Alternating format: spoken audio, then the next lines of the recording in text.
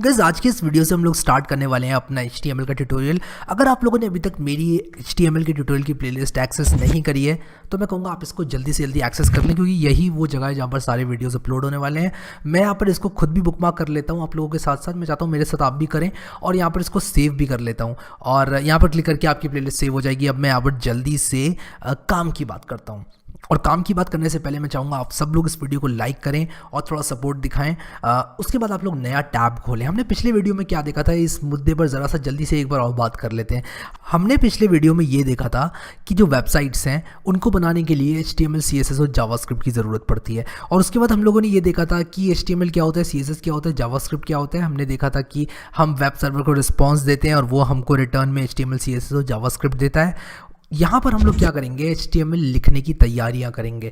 और आप सोच रहे होंगे यार भाई HTML लिखने की तैयारियों का क्या मतलब है, आप नोटपैड में भी तो लिख सकते हैं। बिल्कुल सही कहा आपने, नोटपैड में हम लिख सकते हैं, लेकिन कभी कभी अपने वर्कफ्लो को फास्ट बनाने के लिए और कुछ चीज़ें ऐसी होती हैं IDE के अंदर जो कि हम यूज़ करना चाहेंगे और हम नोटपैड में नहीं लिखेंगे। इसका मतलब ये नहीं है कि आप नोटपैड में नहीं लिख सकते, बस ये रिकमेंडेड नहीं है कि आप नोटपैड में लिखें, क्योंकि नोटपैड में आपको एक एक चीज़ लिखनी पड़ेगी। फॉर एग्जाम्पल IDE जो होती है, अगर आप VS कोड डाउनलोड करेंगे तो वो आपको सजेशंस देगा, आपके वर्कफ्लो को बड़ा बनाएगा, आसान बनाएगा और आप जो है बड़े आराम से कोडिंग कर सकते हैं स्मूथली मल्टीपल टैब्स के साथ। तो चलो VS कोड को इंस्टॉल कर लेते हैं और आप लोगों को कुछ करना नहीं है, बस विजुअल स्टूडियो कोड लिखना है, visual studio code, not visual studio. और आप लोग यहाँ पर इंस्टॉल विजुअल स्टूडियो कोड लिखें और ये एक फ्री ओपन सोर्स IDE है माइक्रोसॉफ्ट की तरफ से। मैं चाहूँगा सब लोग इसको डाउनलोड करें। और यहाँ पर आप लोग देख रहे हैं डाउनलोड फॉर विंडोज़ लिख कर आ रहा है, स्टेबल बिल्ड। मैं क्लिक करूँगा इस पर और जैसे ही मैं इस पर क्लिक करूँगा ये डाउनलोड हो जाएगी। आपके इंटरनेट कनेक्शन के हिसाब से, मेरा इंटरनेट कनेक्शन बड़ी फास्ट है तो यहाँ पर देखो ये बहुत जल्दी डाउनलोड हो गया 56 MB।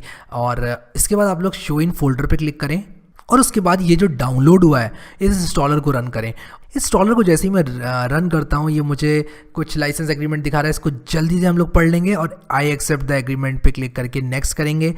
उसके बाद यहाँ पर कुछ इंपॉर्टेंट बात, आप लोग add open with code to Windows Explorer file context menu पर चेक कर दें और इस पर भी चेक कर दें, और यहाँ पर ऐड टू पाथ पे भी आप लोग जो है चेक कर दें। और जो मैंने चेक किया हुआ इन सबको चेक कर दें, और ये बहुत ज़्यादा इंपॉर्टेंट है। अगर आप लोग डेस्कटॉप पे आइकन बनाना चाहते हैं इसको भी चेक कर सकते हैं। इसके बाद आप लोग नेक्स्ट पे क्लिक करें और इंस्टॉल पे क्लिक कर दें। जैसे ही आप इंस्टॉल पे क्लिक करेंगे आपका जो विजुअल स्टूडियो कोड है वो इंस्टॉल होना चालू हो जाएगा आपके कंप्यूटर के अंदर, और थोड़ा सा टाइम ये ज़रूर ले सकता है, लेकिन जैसे ही ये हो जाएगा ये हमको बता देगा, हम फिनिश कर देंगे उसके बाद और हम VS कोड को इस्तेमाल कर पाएंगे। ये जितनी देर में हो रहा है हम लोग क्या करेंगे, एक फ़ोल्डर में आएंगे अपने कंप्यूटर के अंदर। जैसे कि आप लोग देख रहे हैं मैं यहाँ पर एक फ़ोल्डर में आ गया हूँ, ये हो भी गया है इंस्टॉल, तो इसको मैं यहाँ पर अभी लॉन्च नहीं करूँगा, सिर्फ फिनिश कर दूँगा। मैं यहाँ पर एक नया फ़ोल्डर बनाऊँगा और मैं इस फोल्डर का नाम क्या रखने वाला हूँ, complete web development boot camp, क्योंकि यहाँ पर हम पूरा वेब डेवलपमेंट स्टार्टिंग से लेकर एंड तक सीखेंगे। मैं इस फोल्डर के अंदर आ चुका हूँ, ठीक है। राइट क्लिक करूँगा और यहाँ पर आप देख रहे हो ओपन विथ कोड लिख कर आ गया है। ओपन विथ कोड आपका भी लिख कर आ रहा होगा। एक तो ये तरीका है इसको खोलने का, आप जैसे ही इस पर क्लिक करेंगे ये वाला फोल्डर जो है आपका विजुअल स्टूडियो कोड में खुल जाएगा। तो यहाँ पर आप लोग देख सकते हैं मेरा जो कंप्लीट वेब डेवलपमेंट वाला फोल्डर है ये मेरा विजुअल स्टूडियो कोड में खुल गया है। आप एक फोल्डर को विजुअल स्टूडियो कोड में खोल सकते हैं या फिर आप सिर्फ फाइल को भी खोल सकते हैं। अगर आप विजुअल स्टूडियो कोड के साथ नए हैं तो मैं कहूँगा कि आप लोग बिल्कुल भी इसके बारे में चिंता ना करें, बस जैसे जैसे मैंने किया है वो आप करें। बाय एनी चांस अगर आपका ये नहीं काम करता है तो मैं चाहूँगा कि आप लोग यहाँ से विजुअल स्टूडियो कोड को रन कर लें, और विजुअल स्टूडियो कोड को आप जैसे ही रन करेंगे ये आपको यहाँ पर क्लिक करेंगे आप तो ऑप्शन देगा ओपन फोल्डर। ओपन फोल्डर पे क्लिक करें और उसके बाद आप जो मन चाहे फोल्डर चाहें खोल सकते हैं। मैं इसको भी बंद कर दूंगा, मैंने ऑलरेडी एक फोल्डर यहाँ पर अपने विजुअल स्टूडियो कोड में खोल लिया है। आपका राइट क्लिक बिल्कुल चलेगा यहाँ पर और ओपन विथ कोड लिख कर आएगा। अगर नहीं आ रहा है तो आप लोग वापस से इंस्टॉल करें विजुअल स्टूडियो कोड, उसी के साथ साथ आप क्या करें कि अपने कंप्यूटर को रीस्टार्ट करें। ऐसा होना नहीं चाहिए, बट अगर आपका ओपन विथ कोड नहीं आता है लिखकर तब आप ऐसा कर सकते हैं। अब ये हमने कर लिया। हम लोग यहाँ पर अपनी वेबसाइट्स बना सकते हैं। एक वेबसाइट क्या है, एक बहुत ही सिंपल सी वेबसाइट क्या है, एक बहुत ही सिंपल सी वेबसाइट harry.html। अगर मैं ये लिख दूँ तो ये एक बहुत ही सिंपल सी वेबसाइट है। आप लोग यहाँ पर देख रहे हैं कि harry.html के बाद ये यहाँ पर इससे पहले ये लिख कर आ गया ब्रैकेट्स, यानी कि ये एक HTML फाइल है। उसी के साथ साथ एक CSS फाइल बनाने के लिए आपको एक बहुत ही सिंपल सी CSS फाइल है harry.css, और एक बहुत ही सिंपल सी जावास्क्रिप्ट साइट है harry.js। तो ये एक्सटेंशंस हैं और ये अलग अलग तरह की फाइल्स हैं। अभी CSS और JS में मैं नहीं जाऊंगा, सिर्फ HTML हम लोग स्टार्ट करेंगे और जैसे जैसे टाइम आगे जाएगा हम लोग सब कुछ देखते जाएंगे। तो यहाँ पर हमने 3 तरह की फ़ाइल बनाई VS कोड की मदद से। अगर यही 3 फाइलें आपको एक फ़ोल्डर में बनानी होती नोटपैड की मदद से, तो ज़रा सोचो कि आप लोगों को कितनी प्रॉब्लम होती। आपको एक एक फ़ाइल बनाना पड़ता और उसके बाद उसको नोटपैड से एडिट करना पड़ता, फिर आपको सिंटेक्स हाईलाइटिंग भी नहीं मिलती।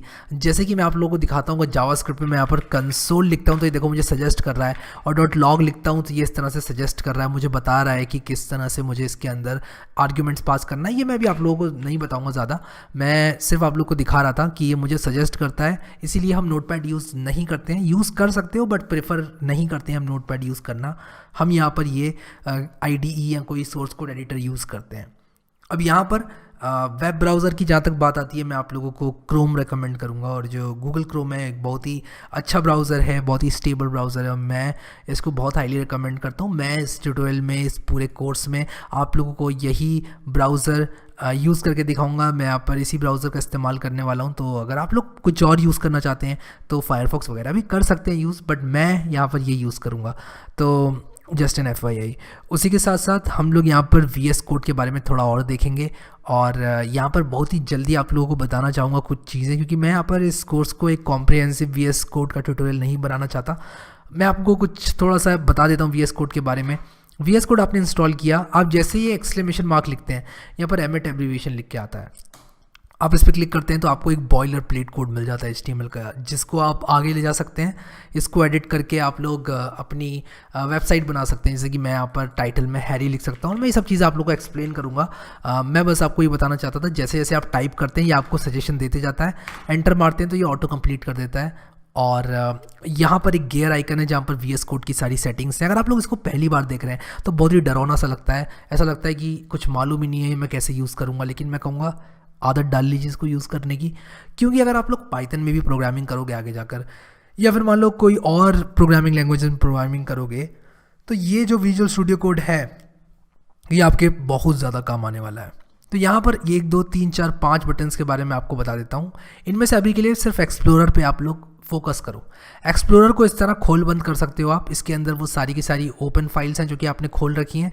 यहाँ पर आपका पूरा फोल्डर दिखता है, इसको बंद या खोल कर सकते हैं। अगर आपने कोई फोल्डर बनाना है तो यहाँ क्लिक करें, कोई फाइल बनानी है तो यहाँ क्लिक करें, न्यू फाइल न्यू फोल्डर, और ये रिफ्रेश का बटन है कि अगर आपने यहाँ पर कोई फाइल बना दी, यहाँ पर कोई फाइल बना दी और उसके बाद आपकी यहाँ दिखाई नहीं दे रही है तो आप रिफ़्रेश कर सकते हैं, तो ये यहाँ पर दिखाई देने लग जाएगी। उसी के साथ साथ यहाँ पर सर्च है, यहाँ पर गिट है। अब बहुत सारे लोगों को गिट नहीं मालूम होगा एज ए बिगिनर, कोई प्रॉब्लम नहीं है, अभी छोड़ दो उसको। डीबगर को भी अभी के लिए छोड़ दीजिए आप। और यहाँ पर एक्सटेंशंस हैं, ये बिल्कुल ही माइक्रोसॉफ्ट में स्टोर्स की तरह, आपके एंड्रॉयड ऐप में प्ले स्टोर की तरह, बिल्कुल उसकी तरह है। और यहाँ पर आप एक्सटेंशंस को इंस्टॉल कर सकते हैं, ठीक है। तो यहाँ पर हम एक बहुत ही धमाकेदार एक्सटेंशन इंस्टॉल करने वाले हैं जिसका नाम है लाइव सर्वर। तो जैसे आप लोग यहाँ पर लाइव सर्वर लिखेंगे, मेक श्योर कि आप लोग इंटरनेट से कनेक्टेड हैं। तो मेरी ऑलरेडी यहाँ पर इंस्टॉल्ड है, लेकिन आप लोग को इंस्टॉल पे क्लिक करना है लाइव सर्वर लिखते ही, और जैसे ही आप इंस्टॉल पे क्लिक करेंगे आपकी ये जो लाइव सर्वर है वो इंस्टॉल हो जाएगी। तो मैं अभी अनइंस्टॉल करके वापस से इंस्टॉल कर सकता हूँ इसको। मैं अगर इसको अभी अनइंस्टॉल करके रीलोड करूँ और उसके बाद यहाँ पर मैं लिखूँ लाइव सर्वर, तो यहाँ पर मेरा फिर ऑप्शन देगा इंस्टॉल करने का, इस पर क्लिक करने का, और इस पर क्लिक करने के बाद दैट्स अबाउट इट, इतना ही करना है बस आपको। और जैसे आप ये करेंगे आपको यहाँ पर गो लाइव का बटन दिखाई देगा। रिलोड कर लेना अपने VS कोड को, अगर नहीं दिखाई दे तो, यानी कि बंद करके खोल लेना वापस से। बट जैसे ही आप इस गो लाइव पे क्लिक करते हैं तो यहाँ पर गो लाइव पे आप जैसे ही क्लिक करेंगे, मैंने क्लिक किया गो लाइव पर, ये देखो ये हैरी टाइटल का एक पेज खुल गया यहाँ पर। और बॉडी के अंदर अगर मैं यहाँ पर कुछ ऐसे लिख देता हूँ, इसको हटा देता हूँ, हैरी, और हैरी नहीं यार, हेलो वर्ड लिखते हैं। हेलो वर्ड मैंने यहाँ पर लिखा तो देखो यहाँ पर हेलो वर्ड लिखकर आ गया बिना इसको रिलोड किए। यही लाइव सर्वर का काम है, आपको रिलोड करने की ज़रूरत नहीं है। सिंपली आप जैसे जैसे चेंज करेंगे, हेलो वर्ड की जगह आप लोग यहाँ पर हेलो हैरी करके सेव करेंगे, तो यहाँ पर देखो हेलो वर्ड का हेलो हैरी हो गया। तो जैसे जैसे मैं काम करूँगा वैसे वैसे यहाँ पर अपडेट होती जाएंगी चीज़ें। लाइव सर्वर बिल्कुल इसी में मदद करता है हमारी। और यहाँ पर VS कोड के बारे में थोड़ा और बताऊँ आप लोगों को, तो यहाँ पर सेटिंग्स होती हैं, यहाँ कमांड पैलेट है, इसमें सारे कमांड्स होते हैं। अभी के लिए आप इसको छोड़ दो। सेटिंग्स पे जाऊंगा, सेटिंग्स पे क्लिक किया। सेटिंग्स पे जाने के बाद दो तरह की सेटिंग्स है विजुअल स्टूडियो कोड में, एक यूज़र सेटिंग है, एक वर्क स्पेस सेटिंग है। यूज़र सेटिंग मतलब इस कंप्यूटर में जो यूज़र है, यानी कि आप जो यूज़ कर रहा है कंप्यूटर, उसके लिए सेटिंग्स। वर्क स्पेस मतलब सिर्फ इस फोल्डर के लिए सेटिंग जो खुला हुआ है। तो कुछ चीज़ें होंगी जो आप चाहेंगे सिर्फ इस फोल्डर में अप्लाई हों, जैसे लाइव सर्वर। मैं किसी पाइथन प्रोजेक्ट में नहीं चाहूँगा कि लाइव सर्वर चलाऊँ। यूज़र सेटिंग्स में क्या है, कुछ वो चीज़ें जो कि आप प्रेफर करते हैं। जैसे कि मैं आप लोगों को बताऊं, तो मैं माउस व्हील को कंट्रोल दबा के जूम करना चाहता हूं, तो मैं इस पर टिक कर दूंगा, zoom the font of the editor using mouse wheel and holding control. तो इसको मैं चेक करूंगा, तो मैं कंट्रोल दबाकर अपने माउस का व्हील घुमाऊंगा तो छोटा बड़ा कर सकता हूं मैं फॉन्ट को, और ये मुझे बहुत ज़्यादा काम आने वाली सेटिंग है मेरे लिए। तो यहाँ पर आप अलग अलग तरह से सेटिंग्स जो हैं वो ओवरराइड कर सकते हैं। तो जैसे जैसे आप सेटिंग्स चेंज करते जाएंगे वैसे वैसे क्या होगा कि जो आपकी सेटिंग्स हैं वो एक फाइल में सेव होती जाती हैं, जिसका नाम होता है settings.json।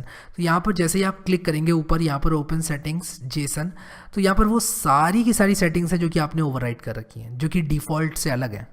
तो डिफ़ॉल्ट से अलग सेटिंग्स आपकी यहाँ पर आ जाती हैं। कौन सी सेटिंग्स है? ये यूज़र सेटिंग्स है। अगर आपको work space specific settings change करनी है तो वर्क स्पेस पर क्लिक करें, इसको चेंज करें, और यहाँ पर देखो मैंने जैसे ही माउस व्हील वाली सेटिंग चेंज करी तो यहाँ पर ये आ गया।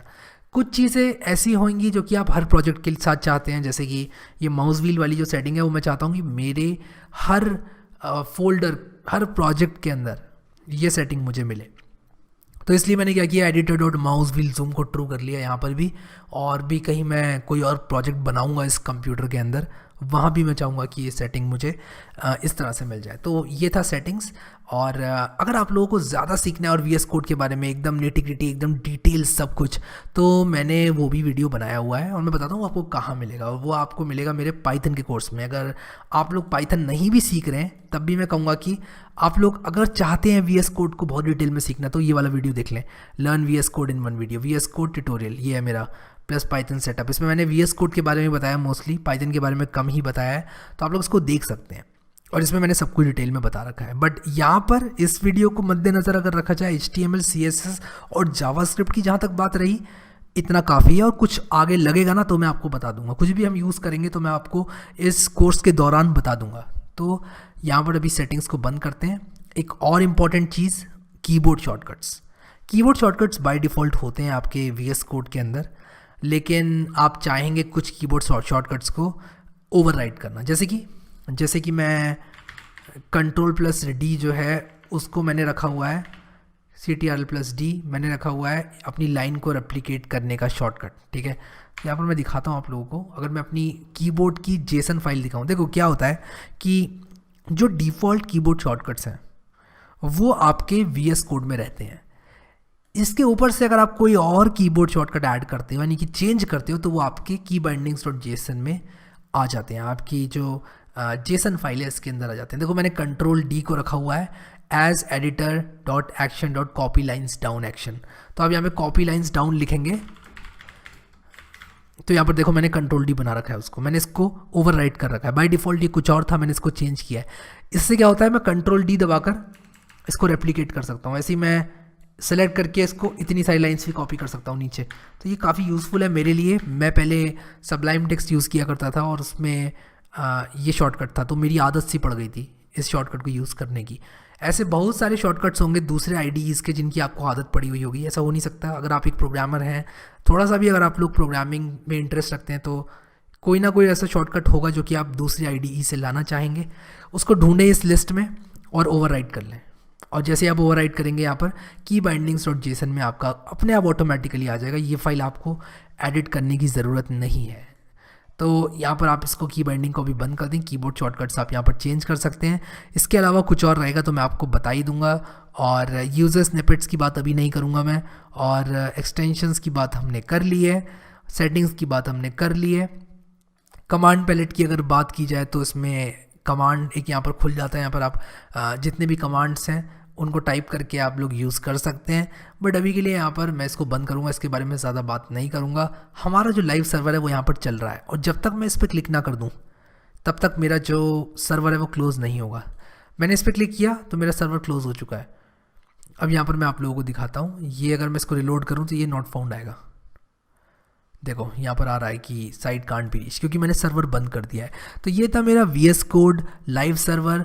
आशा करता हूँ कि आप लोगों को समझ में आ गया होगा, आप लोगों को सब कुछ अच्छे से यहाँ पर जो जो मैंने बताया है, जो यहाँ पर बुनियाद है, हमारी फाउंडेशन है, वो आपको समझ में आ गई होगी। लिनक्स और मैक यूज़र्स के लिए एक बात बोलना चाहूँगा, बिल्कुल भी ऐसा मत समझना कि मैं आप लोगों को यहाँ पर एक एक बात बता रहा हूँ। मुझे मालूम है कि मैं आपको सॉफ्टवेयर इंस्टॉलेशन नहीं सिखाऊंगा, वो आपको ऑलरेडी आता है। बट लिनक्स और मैक यूज़र्स भी बिल्कुल घबराए ना ये देखकर कि मैं विंडो यूज़ कर रहा हूँ तो आप लोग ये ट्यूटोरियल फॉलो नहीं कर सकते। विंडो एक सिर्फ ऑपरेटिंग सिस्टम है, तो मैं विंडोज़ यूज़ कर रहा हूँ तो इसका मतलब ये नहीं है कि आप लोग फॉलो नहीं कर सकते। एकदम बाकी सब चीज़ें सेम रहने वाली हैं। जहाँ तक हमारा VS कोड कंसर्न है या फिर जहाँ पर हमारे कीबोर्ड शॉर्टकट्स हैं, मैक और लिनक्स में एकदम पैरेलली चलेगा, एकदम स्मूथली आप इस ट्यूटोरियल को फॉलो कर सकते हैं। शॉर्टकट्स मैंने आप लोग को बता दिया ऑलरेडी। जो शॉर्टकट्स आप अपनी ज़िंदगी में यूज़ करते आ रहे हैं, जिनकी आपको आदत डली हुई है, वो यूज़ करें।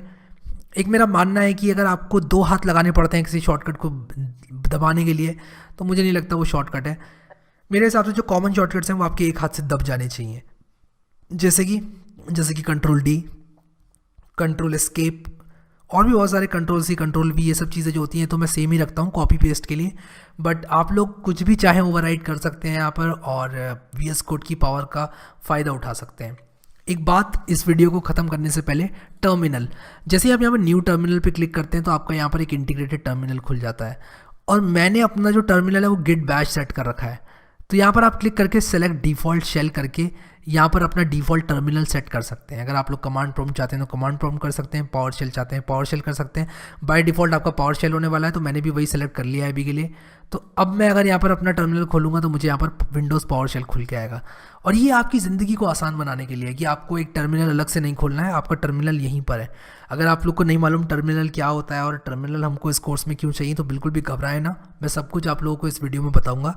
बस आप कुछ इतना समझ लो कि यहाँ पर जो टर्मिनल है वो हमें रखना है, और बाकी सब कुछ आप लोग सेम रखो। कोई भी सेटिंग अगर चेंज करनी होगी तो वो मैं आपको बता दूंगा। और मैं आशा करता हूँ कि आप लोगों ने ये प्लेलिस्ट एक्सेस कर ली है और आप लोग आने वाले वीडियोस का इंतज़ार करेंगे और इस कोर्स को अच्छे से फॉलो करेंगे और एक सफल वेब डेवलपर बनेंगे। अगर आप लोगों को ये वीडियो पसंद आया तो मुझे एक लाइक ज़रूर देना, और मुझे कमेंट में बताना कि क्या सजेशंस है आपकी इस कोर्स के दौरान, मुझे क्या क्या कवर करना चाहिए। मैं चाहता हूँ कि आप लोग कमेंट में इंटरेक्ट करें मेरे साथ। सो इस प्लेलिस्ट को एक्सेस करना बिल्कुल मत भूलिए और सेव करना बिल्कुल भी मत भूलिए। यहाँ पर क्लिक करके आप बुकमार्क कर लें प्लेलिस्ट को। अभी के लिए इस वीडियो में इतना ही guys. Thank you so much guys for watching this video, and I will see you next time.